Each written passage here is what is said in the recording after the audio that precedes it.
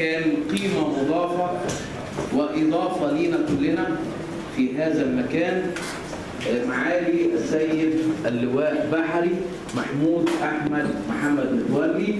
كل الترحيب بالسيد.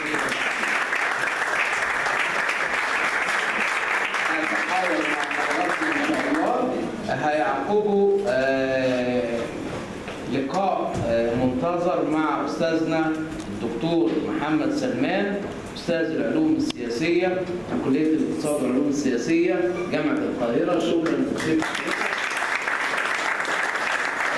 فهنبدأ أولا بكلمة أستاذنا الدكتور مسعد عويس كده في دقيقتين لتقديم أستاذنا سيادة اللواء، لأن طبعا يعني قيمة وقامة كبيرة لازم يقدمها قيمة وقامة كبيرة. لا يا أستاذي ما اتفضل. أنا يعني متفائل إلى أقصى الحدود، وبالذات تفاؤلي كل يوم وكل ثانية، لأن مصر العظيمة فيها قادة محترمين.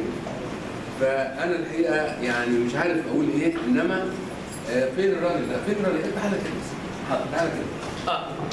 الشاب ده أنا أعرفه من فترة طويلة جدا، ويعني يعتبر يعمل بطريقة فيها كرسالة وليست طبعا يعني كموظف.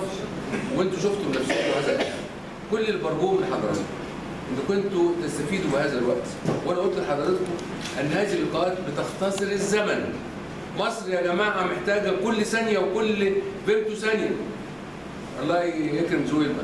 فبالتالي وقتنا مش عايز انقد بعض الحاجات، انما على الاقل لما بنيجي الصبح طابور الرياضه يبقى رياضه، نقف نفطر الساعه كذا يبقى اجتماعي يبقى. انا مش عايز اخش، انما انا النهارده يعني سياده اللواء محمود متولي الحقيقه شخصيه يعني مشرفه لمصر كلها. موسوعي، رجل من ضمن القاده الذين يعني اسهموا في الدفاع عن مصر في فتره مهمه جدا من تاريخ الوطن، وما زال حتى الان بيقدم عطائه في كل الميادين واستراتيجيه الامن القومي. وانا اتعلمت منه كيف نقاوم الجيل الرابع من الحروب. فبالتالي انا ارجوكم نستفيد استفاده بالغه. احنا في رحاب وزاره الشباب، فلا بد ان نشكر الوزير المختص ونشكر القيادات الموجوده، طبعا يعني الاخ خالد عبد العزيز شخصيه في خدمه بلدها الفنان المهدي، الاستاذه نعمات ساتي برضه اخويا حبيبي بنوصل لها رساله. طبعا الراجل ده بقى ماليش دعوه، كرم انتوا بقى ايه تتصرفوا معاه، شوفوا الرساله الجميله اللي بيعملها. وطبعا كل الاخوه الاحباء في هذا المعسكر اللي انا حضرت فيه في الستينات في خير، وكان مفيش وتراب وكله بتاع. النهارده شوفوا حاجه جميله نحافظ عليها وهي المسألة. يعني سياده اللواء كنت لو سبت نفسي يعني اتكلم هيبقى كتير جدا. انتوا نفسكم هتستشفوا هذا. كل اللي برجوه ان احنا ماذا بعد هذا البلد. هنا بقى الوقت، هنا بقى الزمن. كيف نعرف الاعداء بتوعنا والاصدقاء بتوعنا والاعدقاء بتوعنا. سياده الدكتور ممكن تقول لي يعني ايه اعدقاء لو سمحت؟ هنتكلم. اللي هم الاعداء والاصدقاء دول معروفين. طب الاعدقاء الذين يرتدون ثوب احيانا الصديق وزي والعدل. معلش ارجو المصطلح ده يكون له يعني مغزى، انما في نفس الوقت مش مزاح ولكنه نوع من الجديه. انا معايا هنا يا استاذ انسي بروتوكولات حكماء صهيون من بدايه القرن قبل الماضي، ويوم بيوم من النيل للفرات. فعايزين يعملوا احنا هنقاوم مصر العظيمه 7000 سنه ان شاء الله. هنتعلم منهم، هنفهم الواقع، هنسلم المستقبل. انا بشكركم مره اخرى. اما استاذنا الجليل العالم الجليل فهو بيديني رؤيه ان المستقبل المشرق في مصر العظيمه له يعني نقدر نقول يعني قاده محترمين، وهيعلمنا النهارده ماذا يحدث على المستوى الدولي. عاملين خطه لكي يتسلطوا علينا. سننتظر بفضل العلم وفضل الاستاذ جليل باسم استاذنا الفاضل، وانتوا نفسكم هتكتشفوا هذا ان شاء الله. شكرا يا فندم.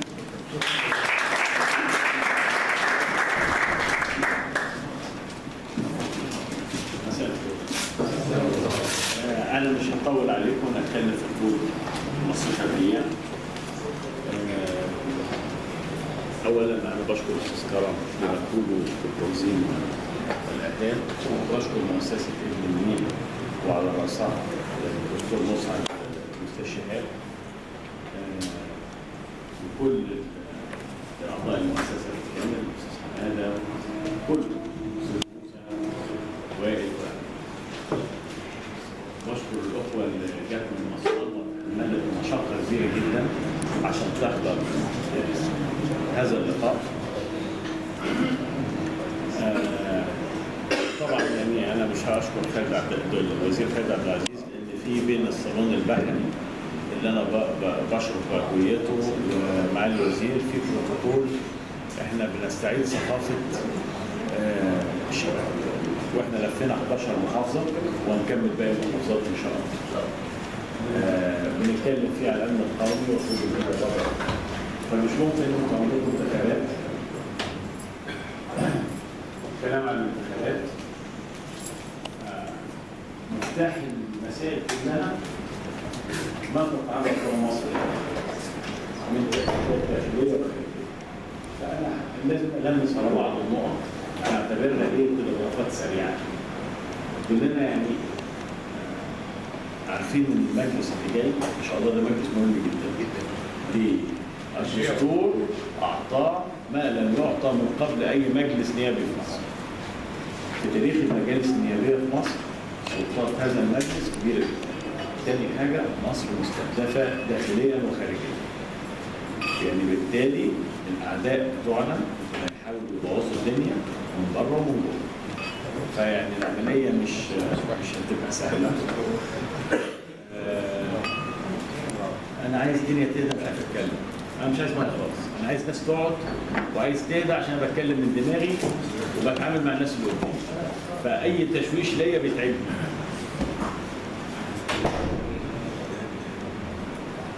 عايز الدنيا تهدى كده عشان نتكلم كلام كويس.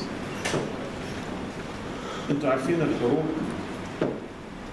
حتى لو ده بره الموضوع انا لازم استغل فرصه ان انا عندي شباب من المحافظات واقول كلمتين مهمين جدا حتى لو بره موضوع المحور. لكن يمس موضوع كل شيء، يمس مصر اللي هي كلنا مش هنتخلى عنها. عايز اقول لحضراتكم انتوا عارفين الحروب كان في زمان الجيل الاول الحصان والرمح والسيف. حروب الجيل الثاني لما اكتشفوا البارود كانت حروب نابليون ومدفعيات. حروب الجيل الثالث لما العلم تقدم بقى في غواصه طياره، تكنولوجيا فضاء، بعد جو فضائي، صواريخ. اما حروب الجيل الرابع اللي بنتعرض لها حاليا هي استخدام الانسان ضد استغلال تكليف الثقافه. المنطقه العربيه تعرضت بالكامل لتكليف ثقافي. تكليف ثقافي يعني ايه؟ الثقافه هي مجمل ما يتحصل عليه المرء من معلومات. المدرسه والتعليم كويس. من الاسره والاسره مفهومه، لان رب الاسره بدل ما يربي عياله اتهجر من غصب عنه عشان يجيب لقمه العيش. ففي قيمه غائبه للأب. والكلام ده قعد عشرات السنين. فالقيمه الغائبه للاب اثرت على الاسره اللي بتربي في الاول. التكدس في المدارس اثر، وسوء التعليم، وان مفيش دخل كافي للبلد بيضطر للخصوصيه مع وجود عدد كبير من الطلبه.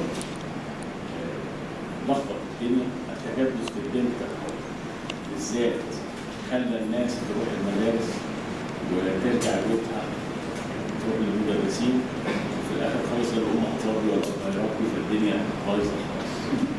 البيئه دي باشكال مختلفه في الدول العربيه في ظل بقى تنميه زائفه. التنميه مش كده، والتنميه المستدامه مش زي ما انتم شفتوا. التنميه المستدامه لازم تجيب التقنيات الحديثه وتوطنها. وتوطنها يعني ايه؟ يعني تدخلها، تجيبها جاهزه وتعلمها للناس وتصنعها وتبيعها وتجيب دخل يصرف عليها. انت بتعرف تعمل بحث علمي كده، ده مش موجود في المنطقه العربيه، وبالتالي مفيش. مش هنطول في شرح البيئة الاستراتيجية اللي هي استغلت في مجموعة قرارات برضه اقتصادية كانت بتتفرض من خلال البنك الدولي. مجموعة القرارات الاقتصادية دي لخبطت الدنيا وفي ضغوط كانت على مصر. في الآخر خالص النتيجة اللي انتوا شفتوه اللي انتوا موجود في الوضع بتاعنا. حاول في الرابع استخدم الناس للقطاع. سوريا ابتدى الموضوع فيها بايه؟ ابتدى ايه؟ الاول سوار اتقلبت اشهار اتقلبت اقاليم غير محكومه شبيحه واقاليم غير محكومه. مصر تحاول تعمل فيها ده في سينا لولا ان القياده السياسيه كانت فاطمه لهذا الموضوع وسينا ما تعرفوش بيحصل ايه هناك. اللي في سينا حرب بجد مش مقاومه الارهاب، لا ده حرب. دي حرب على الارهاب فيها طيارات وفيها صواريخ وفيها دبابات وفيها كل حاجه وبنضرب بالصواريخ برضه. خلي بالك اللي بيدخلوا لهم صواريخ. فسينا حرب دايره فمصر في اسوأ فتراتها وعايزه تنطلق نحو المستقبل وعايزه تعمل مجلس نيابي. مجلس نيابي احنا ما عندناش مجلس شورى، احنا عندنا مجلس نواب. احنا مش مشكله شروط الجيل الرابع انها تستخدم المواطنين ضد بعض فبتقسم مسلم مسيحي شيعه سنه. ايه شيعه سنه؟ احنا عمرنا ما حسينا شيعه سنه دي ولا تفرق معانا. انا مالي ومالي. الجنه فيها متسعه للجميع والنار فيها متسعه للجميع ومحدش عايز حاجه منها. اللي عايز يدخل النار يدخل اليمين. اللعب في الافكار ودي احد حاجات الجيل الرابع واتقلبت العمليه الى استخدام العنف وكل اللي انتم شفتوه. الرؤيه دي كانت واضحه من 2010 شايفينها. بتكلم مع الدكتور سلمان الكلام ده كان مكشوف بس للاسف نتيجه الزحلق كرة الثلج من على جبل ما راحش توقفها. كل ما بتتزحلق على الجبل بتكبر زياده. فالزحلقه كانت جامده لغايه جد 30 يوم راح موقفها. بس لسه كنت موجود ما قدرتش. ما ينفعش مصر تنطلق لفتره جديده من غير شباب واعي. ما ينفعش مصر تدخل على اللي جاي من غير مجلس نيابي محترم. احنا مش شغلتنا، احنا لنا بلطتين 2 قبعه. قبعه لنا اصواتنا اللي انا بكلمكم فيها كمواطنين رقم قومي تنتخبوا فيها. ودي انا بتكلم فيها دلوقتي. في قبعه ثانيه بتاعت مراقب الانتخابات. اوعى تلبس البلطتين فوق بعض. لو لبست البلطتين فوق بعض هتقع وهتوقع مؤسسه ابن النيل وهتوقع النقابه المصريه للانتخابات. اوعى تنسى نفسك. زي ما قلت لحضراتكم ما انتاش ناظر مدرسه ولا رئيس لجنه مراقبه الكنترول ولا ليك سلطه خالص. انت مجرد انسان شريف عينك امينه بترصد وتسجل ما تكلمش حاجه. هتبص هتلاقي في حاجات بتدفع وحاجات بتدس عشان تغلطوا علشان تبقى مراقبه الانتخابات مش كويسه يبقوا يشككوا في الانتخابات فيحدفوا لك حاجات تكعبلك. اوعى ليك وظيفتك ليك مهامك ليك حاجتك ما تتزحلقش. مش بعيد ناس تكون قبضه فلوس كانوا بيبعتوا زي البلطجيه دلوقتي الدنيا اتطورت. هيبعت واحد يعمل مخالفه وخليك ما ترصدهاش. وتبص تلاقيها بالليل على اليوتيوب محطوطه المخالفه وعليها تعليق على الفيسبوك كله ادي لجان ابن النيل وادي تقريرها ومبروز التقرير بتاعك وحط دي وتلاقي بقى تعليقات اصل الافندي قابض واصل جابوا له مش عارف ايه واصل عمه اخوان واصل ابوه مش عارف مين وهتبقى العمليه شربحه. وفي ناس عندهم بتشتغل على حاجات زي ما بقول لحضراتكم مصر اللي هي اعداء في الداخل وفي الخارج. اللي في الداخل يدفع ويشغل اللي في الخارج يعني اللي في الخارج يدفع ويشغل اللي في الداخل. واللي في الداخل يشتغل لوحده مدفوع. فلازم انت تلتزم لما تلاقي الدنيا ضبابيه تلتزم بالتعليمات والمهام وتكون هادي وصبور وممكن حد يحتك بيك عشان تنسى نفسك وتمسك فيه. يبقى المراقبين الانتخابات من مؤسسه ابن النيل في التوات. لا مؤسسه النيل مأجره بلطجيه. حاسبهم الكلام ده لكم وللي ما حضروش معاكم. انت عايز تأدي وظيفتك بكفاءة، بس انا واجبي ان انا اوضح لك ان الدنيا ماهيش ورديه، ما بخوفكش. في فرق ان انا اخوفك واكرهك في عملك، وفرق ان انا ابصرك. انا جاي مخصوص ومصمم ان انا اوضح لكم الحاجه. اللي يقرا التاريخ ما يملش من الحقائق، والتاريخ بيكرر نفسه. تقرا التاريخ تفهم الحاضر وتشوف المستقبل. قبل كده كان في ميكروباصات بتيجي بنسوان تعمل عكات على باب اللجان. ممكن حد يتحرش بيك، اوعى تستجيب. ما انت وظيفتك تتحمل، تبتعد وترصد وتسكت. دي نقطة. تاني نقطة، ما تيجي في حتة أنا يعني المخالفة هتتكتب لي، مش لازم تشوف أنت بتكتب إيه. كويس؟ في أمانة وأنت بتسجلها وبتبعتها. لو أنت بعت تقرير في غير ميعاده يبقى أكنك ما بعتوش. يبقى التقرير لازم يكون تقرير موجود، لأن في ناس وراك بتشتغل بتجمع وبتبعت للجنة العليا للانتخابات وبتبعت وسائل إعلام. ممنوع على المراقب انه يتعامل مع وسائل الاعلام يجيب لك كاميرا تلفزيون ويفرحك هيعمل لك نجم سينما. لو نفسك تعالى، انا بهرب من قنوات التلفزيون، انا بهرب منهم وبنقي فيهم. تعالى اطلعك في اي برنامج انت عايزه، احكي له اي حكايه. لو عايز برنامج طبيخ تعالى اطلعك برنامج طبيخ. انا بتكلم جد، مش عايز اي برنامج في القناه الاولى او الثالثه. الاثنين رؤساء القنوات يعني اصدقاء وزملاء في الصالون مش هتاخر اي حاجه. لكن في دي خلال اليومين دول اوعى، ممنوع على راقب الانتخابات انه يدي اي تصاريح او اي تقرير او يطلع في اي حاجه خاصه بالاعلام. الاعلام زي السكينه، الاعلام ضيع ناس محترمه. كان في مصر اتزق على ناس كبيره جدا في مصر من غير اسامي ودفعوا ثمن الزقه دي، انهم دورهم الوطني اتاجل، خلاص اتحرق. فانت مش هتبقى كده، انت هتسيء لمكان تنتمي اليه. وفي معلش انا اتكلم بصراحه، وزاره الشباب تحملت فلوس عشان تحقق نتائج، دي فلوس دوله صح، يعني الاقامه والانتقالات وخلافه دي فلوس دوله، مش من جيب حد فينا. فدي بتتحملها وزاره الشباب عشان تحقق عائد. العائد ان يبقى عنده مراقب انتخابات نظيفه يعمل شغله. مش هيحبوا ابدا ان هم يبقى التدريب راح في الهواء. لو بص تلاقي مخالفات ما بتوصلش، حد بيحتك بحد، حد يتشبك مع حد. فانتوا زي ولادي انا بنبهكم الحاجات دي بتحصل وهتدفع. بعض اللجان هيبقى فيها كده واللجنه عايز يبوظها علشان هيتصاب فيها، يروح زي عليها. دي النقطه الثانيه اللي عايز اتكلم فيها. احنا اساسنا الحياديه. في واحد من الزملاء اتكلم في الفتره اللي فاتت قال يعني ايه لما ادخل وبعدين ابقى اصلح. شوف في مبدا الدكتور سلمان بيقول لكم عليه الغايه تبرر الوسيله. ده مبدا مرفوض، انه مبدا غير اخلاقي. احنا عشان مصر تقوم هتقوم على 3 اعمده عارفينها؟ الاخلاق والعلم سيبك منه والعريض ده بعافيه. الاعلام المصري بعافيه.